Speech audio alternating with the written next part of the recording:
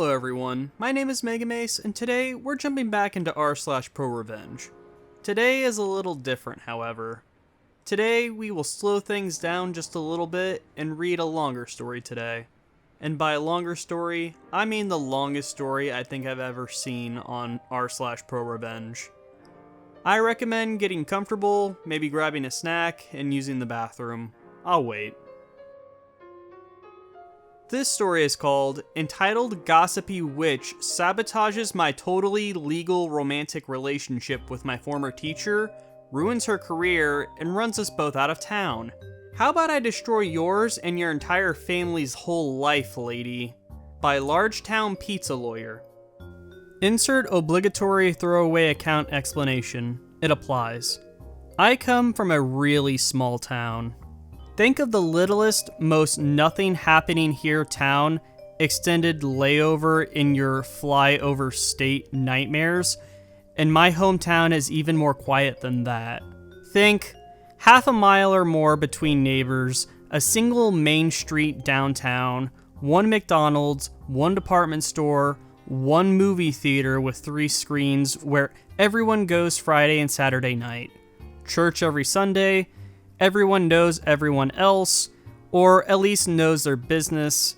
The whole city is invested the fortunes of the high school football team, that sort of place. Graduating class of 60. Not because the senior class was dumb, it was just a tiny high school. I didn't really fit in at school, and kind of was a loner by choice. I cringe about it now that I'm almost 26, but I was a wannabe emo/goth rocker. I still got invited to parties with the other kids, not because they liked me necessarily, but because there weren't many people to invite. My mom baked cookies and cakes for church, and when she wasn't doing that, she cut hair at the town's one salon. My dad owned an internet cafe for a while when those were hot. Once everyone, even our little nowhere town, got Wi-Fi, he turned it into a tax service. Business is always slow because most people did their own taxes, but he didn't really depend so much on his business. He served 20 years as a petty officer in the Navy, and so he and Mom got by on his pension. In high school, I worked at the private burger place that competed mostly unsuccessfully against the town's single chain fast food restaurant. My boss always told me I should ask my mother to cut my hair to "Stop looking like a dang girl." No thanks, old man. So, with all this boredom everywhere, you can imagine the sensation Miss Amber Fontaine caused when the high school hired her to be the 11th and 12th grade English teacher. Miss Fontaine was a French extraction and had moved to America in her late teens to go to college in New York. She was only 24 and very beautiful. She spoke perfect English, but did so with a very pleasant accent. Obviously, all the guys loved her, and lots of women hated her. She appeared oblivious to all the attention, however, and just stuck to her job. Really, we didn't know too much about her. She mostly kept to herself, and no one ever saw her hanging out with any men in town, and it wasn't for the lack of men trying. It soon became clear that she wasn't into dating any of the men our city had to offer. Much later, I found out she had taken the job in our little town to gain experience, with a future goal of being a college professor in a big city, a sort of 2-year plan. Obviously, I had a crush on her. We all did. It was, and still is, a small church-going town, so no one really acted out on his urges or tried to harass her or anything like that. As guys, we talked about how hot she was amongst ourselves, usually locker room stuff teenage boys do, but that was it. My one real out-of-school experience with Miss Fontaine was when she stopped by the burger joint I worked at and saw me working there. She told me I had a nice smile and that she wished I smiled more because in school I was always frowning, because I was in my emo "everything sucks" phase. When the food prepper came up with her food and handed it to me to give to her, I was impressed and not at all surprised that she ordered a salad. She didn't strike me as someone who ate the greasier slop we sold here. In school the following Monday, she smiled at me in the hall and I smiled back. Then she said, "You're learning." but not in a condescending or patronizing way, just a fun, kidding way, and I exchanged a smile with her every time after that. And that was the extent of my great high school romance with Miss Fontaine. Exchanged a few hellos and smiles during my senior year when I was 17. Things changed the following year, though. I was 18 and still working at the burger joint when Miss Fontaine comes by the restaurant. "Oh, hey, OP," she says and asks with real seriousness, "Are you going to college?" I tell her the truth. I'm working with my band. I cringe about this period in my life too. Playing guitar and saving money for community college. Only sort of truth about that last thing. Honestly, most of my money I spent on weed and ecstasy. I was the main vocalist in addition to being guitarist, and our band's only other members were Jerry, the bassist, and Gabe, the drummer. Both of them were just out of high school like me. And, like me, they had no plans to go to college. Gabe worked at the same burger joint as me, and Jerry, who had been my best friend in high school, ironically worked at the fast food restaurant down the street from my restaurant. Our lives at the time revolved around wasting our youth, skateboarding, getting high, and playing in our punk band. We like to think that we played in emo/punk/metal fusion, but looking back, our sound hasn't aged well. Miss Fontaine tells me how she's in her second year of teaching and how she has a better sense of how to do things. She tells me that she wished that her current students were as well behaved and put in as much effort as me. I earned mediocre grades throughout school, but constantly earned an A in English because I like to read. She says she'll see me around.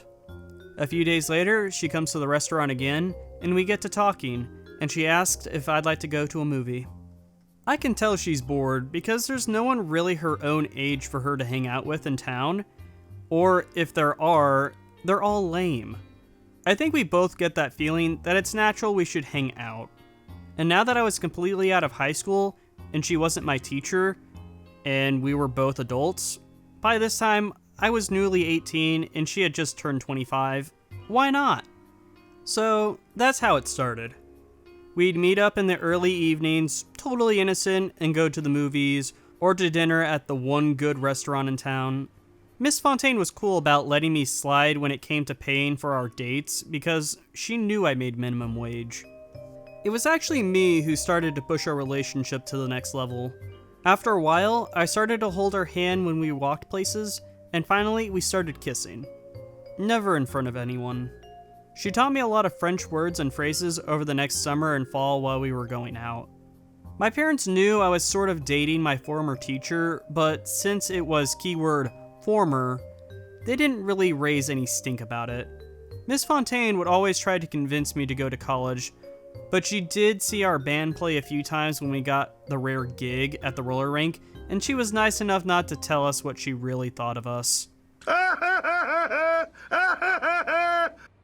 We didn't have sex until we dated casually for nearly 2 months. That was my idea too, but she admitted that she really liked me and wanted it to happen ever since we got reconnected earlier that year, after I had graduated. I'm not the kiss and tell type, but my bandmates sort of knew the dynamic in my relationship with Miss Fontaine. She had been Amber ever since we had first made out, had changed. They appeared cool with it. I stopped doing so much dope and really began putting money away to save for college. The junior college near my house was super cheap. Amber would often tell me she thought about applying there for work, but said that she really wanted to move to the West Coast or back to the East Coast to teach at a college.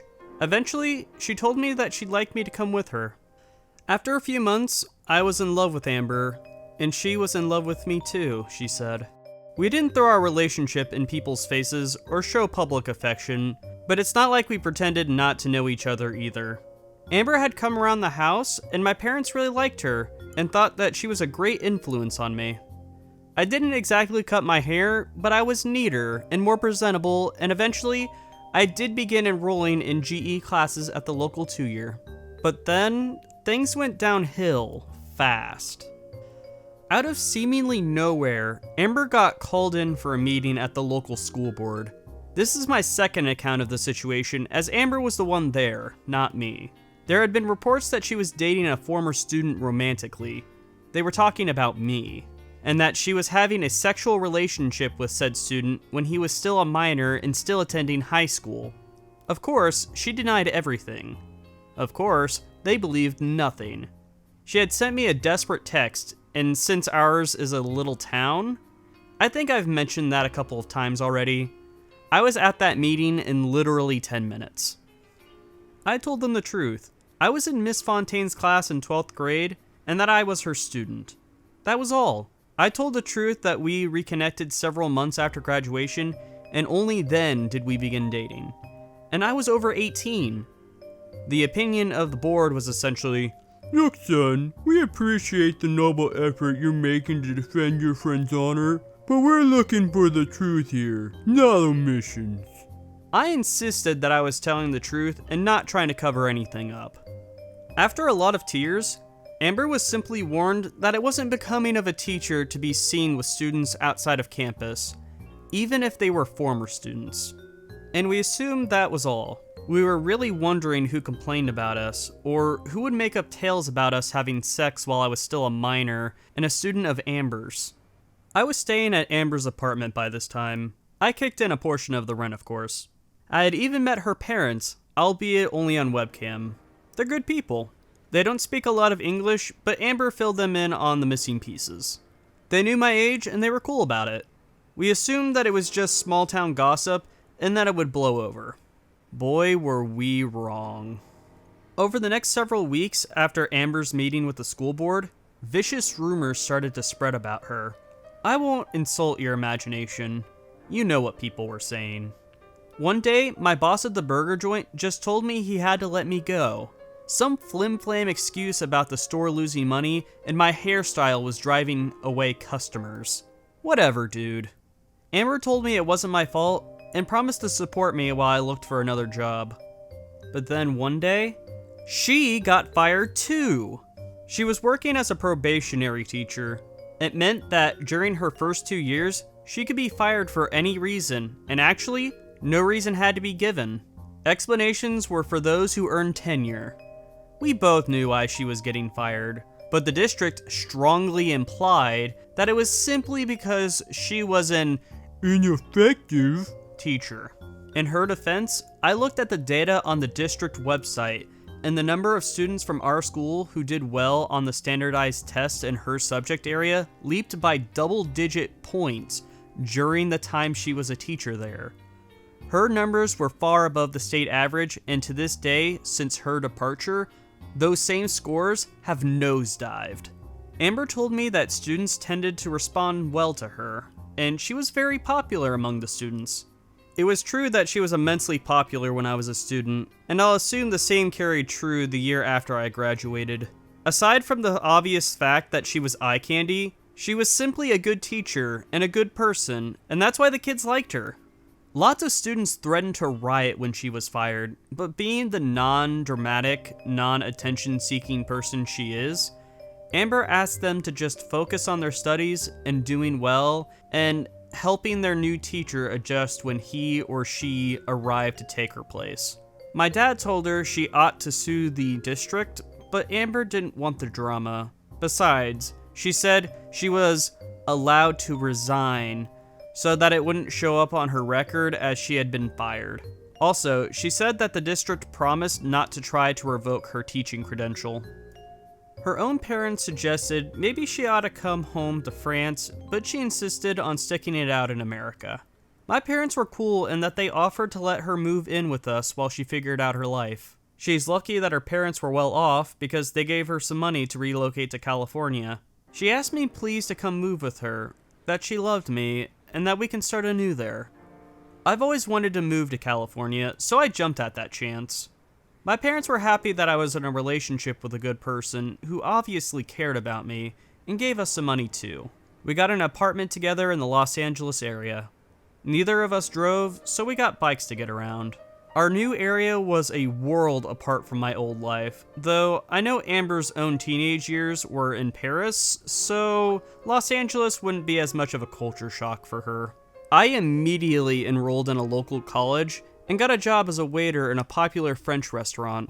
Our gimmick was that some of the servers actually spoke French, over the last several months, Amber had taught me a lot of French, so I was a popular server in the restaurant because I gave it authenticity.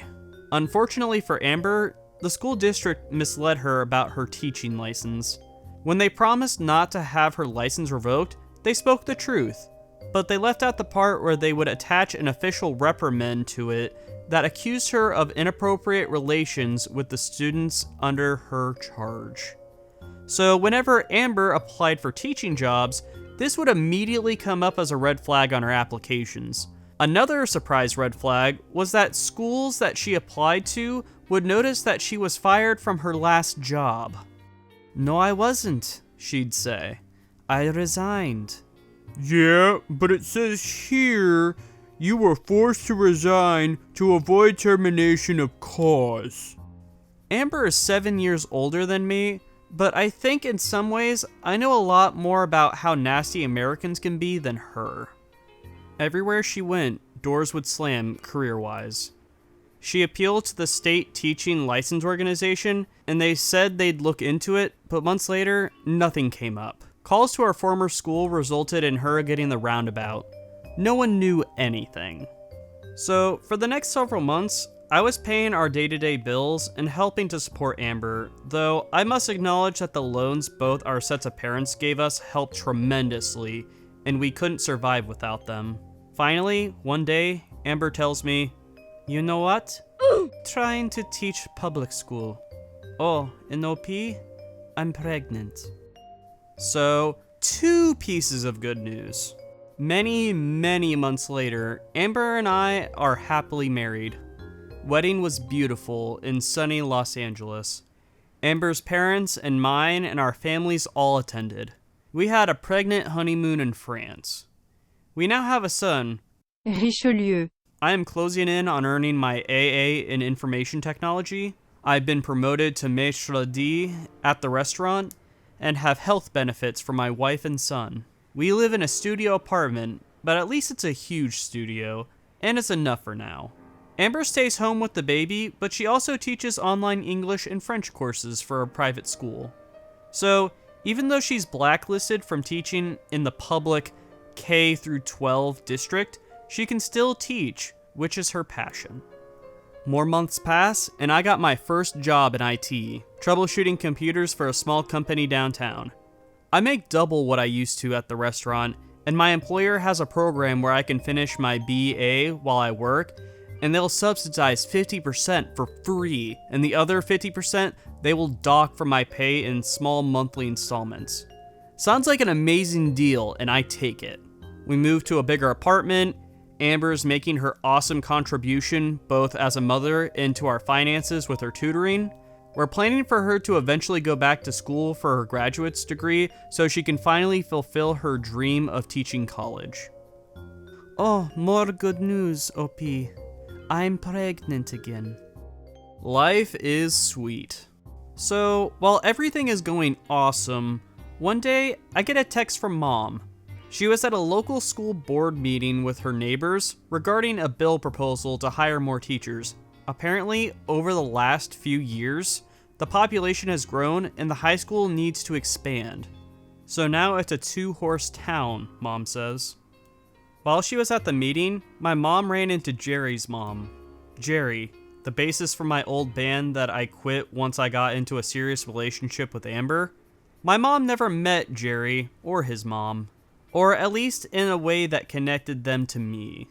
The reason was because I never brought Jerry around our house. Because for a couple of years, Jerry was my drug supplier. He had the hookup for anything you wanted. Well, what does all of this have to do with anything? My mom doesn't know Jerry's mom, but she hears her and some other lady talking about me and Amber. My mom heard them saying that Jerry had been the one to tell everyone about Amber and me supposedly having sex before I graduated, and his mom went straight to the school board. Their names as informers were protected under confidentiality.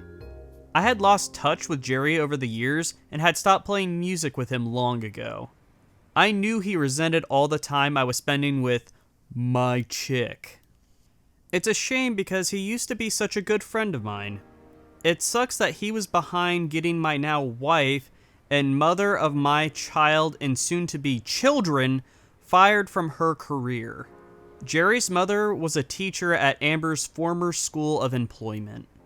It became a joke of ours that his mother had such a huge stick up her ass regarding prim and proper behavior and was a goody two-shoes teacher who didn't stink, yet her kid Jerry, a student at her school, is basically the biggest drug dealer in town. Also, looking back, I know he had a crush on Amber too, and probably always resented that I got to be in a relationship with her while he didn't. Maybe it's because she knows quality, you jerk. I was interested to learn that Jerry's mom was now on the school board. I didn't tell Amber about all this right away. I just asked her to tell me what she remembered about Mrs. Jerry's mom. She told me that Jerry's mom was always really mean to her and often one of the main instigators in getting everyone, the adults, on campus to exclude her from teacher social activities. It's one of the main reasons why Amber didn't make friends with the other teachers. Amber tells me that the male teachers tended to be nice to her at first, but female teachers overwhelmingly despised her before they even knew her. Jerry's mom, Amber told me, was also the teacher she knows who started a petition not to renew her contract for even a second year at the school. That was the first I heard about this. Evidently, only a few female teachers signed the petition, but the petition was placed in Amber's permanent file as evidence that the staff lacked confidence in her. They were basically setting her up to be fired even though she was doing a good job teaching and the students liked her. Well, I'm more Cali than Iowa these days, but I still keep in touch with a few kids, now grown up, I knew in school, including Gabe, the drummer from our old band. From what I hear, Jerry manages the burger joint I used to work at because the old guy who owned it retired. I have a social media account, but only use it to contact people in emergencies. I never update anything. My profile is practically blank online. I'm not one of those people who checks it daily or uploads pics of my lunch. Didn't post about marrying or having kids or moving to LA. I told the people that mattered directly. Jerry was still my friend on social media even though we stopped talking ages ago, so I clicked on his profile. Yep, he definitely managed my old place of employment. I clicked on his friends and family's profiles and recognized his mom, my old history teacher. She was on the school board now, sanctimonious as ever. I think I mentioned before that I came from a small town, and in a small town, there isn't anything for bored kids to do other than do dumb stunts and do drugs. And for the biggest loser kids of all, a group that included me, we were dumb enough to record ourselves partying and talking shit and doing the aforementioned drugs. That's exactly what my band used to do all the time. Whenever we had a show, we would go around taping ourselves using our cell phones. We'd take videos of us rocking out, skating, drinking beer in the vacant lot, and taking videos of us getting high. We'd also talk to the camera. I haven't thought about my old recordings in years, but I never erased them from my old phones. I'm the kind of guy who hoards his cell phones, not because I think they'll increase in value or that I find them especially interesting, but I kind of think of them like a filing cabinet of my past because I don't erase anything. Aside from phone numbers, I don't really transfer data from one phone to its successor, easy as it could be. My current boss knows I used to do drugs, and they don't care. In IT, I'm told, everyone used to get lit, and many still do. I asked my wife offhand if her new job knows about what happened in our old town. She says yeah, but they don't care about any of that. They only care that she teaches expert-level conversational French. That's what their clients, many of them traveling professionals, demand. Many of her coworkers, she tells me, had real felonies on their records, but her employer was a firm believer in rehabilitation. Copacetic. So I check some of my old videos and find what I need. I have no trouble finding videos of Jerry getting high as a mother.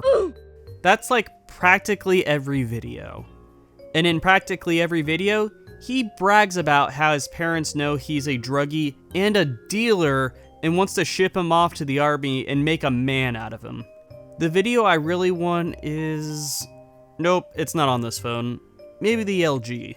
Nope, just more Jerry rolling on ecstasy at a rave we snuck out of state to attend when we were in the 11th grade. Maybe my old Galaxy? Bingo. Jerry talks about how his mother knows all about his drug use and sometimes even smokes weed herself with his dad. And how they caught him with cocaine once and yelled at him and his dad kicked his ass. But then Jerry came home the next day from school to find that his mother was coked out on the kitchen table and that she had called in sick that day. The video was time-stamped. I think that'll do. I still don't tell Amber. It would only upset her in her condition. But I asked my mom for the contact info of all the people who are on the little town school board. I already know the school's basic email address, and I graduated not that long ago, and most of the administrators are still mid-career at my former high school. I still have their email addresses. I make a throwaway email account and attach all the relevant videos to it and send it to everyone that matters in town. All the teachers, the administrators, even from elementary and middle schools, the church, the pizza place, the burger joint owner, the roller rink boss, you name it, they got the files. The files where Jerry exposes himself as a coked out drug dealer, with his mother having full knowledge of the fact, and her husband even indulging in the drugs themselves. The next day, Amber asks me while she's feeding our son, "Honey, why are you so happy?" I tell her, and she starts crying. "No, I'm not sad," she assures me. "I'm just so happy that you would do this for me." Then me, Amber, Richelieu, and our bun in the oven go for a walk because it's such a nice day. Still need a haircut, not getting one. Do I even need to say what happened afterwards? All this ancient history shouldn't matter, but in a small town, it's devastating. The videos are just of Jerry talking trash. Who knows if he's even telling the truth? Doesn't matter. In a small town, gossip becomes gospel. Kind of like how everyone believed Amber and I were f***ing before I turned 18, even though there was zero truth, and they ran us out of town on a rail. My parents had to endure the fallout of my disgrace when I left town years ago with that French tramp, as all the idle busybodies have dubbed my wife. Mom and Dad made their peace with it and have numbed themselves to the slurs and always stood up for us. They are what's good about small town America. Jerry got fired from his job. Police searched his house. That is to say, his mom's house, and found a lot of drugs. Evidently, when the rumors went flying that Mrs. Jerry's mom had a drug-dealing son, kids busted for drugs at the high school caved under pressure to admit who hooked them up. Whoopsies! So he was telling the truth. Jail for you, you blocking bag. His mom was summarily dismissed from her job, along with all the appropriate blacklistings that come with being a drug-abusing, child-endangering, fraud-committing public official entails. My mother wasn't clear on the details, but there's a possibility that her husband might face jail time too. It came out that Jerry's dad had been cheating on his wife for years with a woman from the church.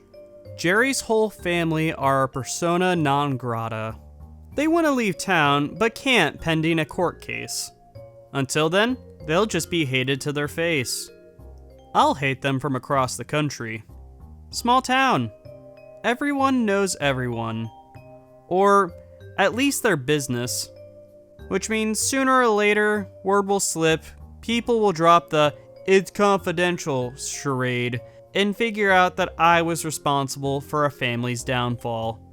I don't give a f***. Jerry, you listening? Good. Come at me, bro. Hello, folks. It took me quite a while to edit all of this because it took half my lifespan to read.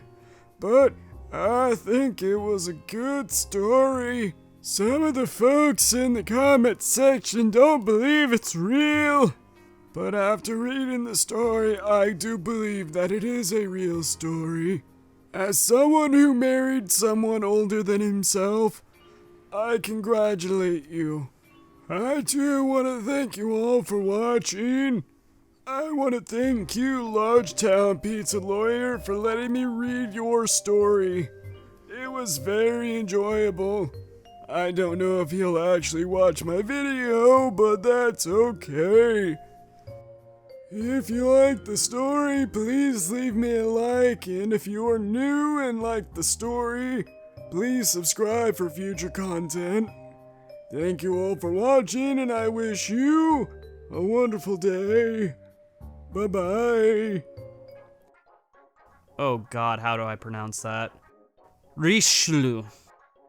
I listened to that for like 5 minutes. I don't know if I still said that right. Come on, honey bun. I know you love it when I talk cold. There's a place for you in...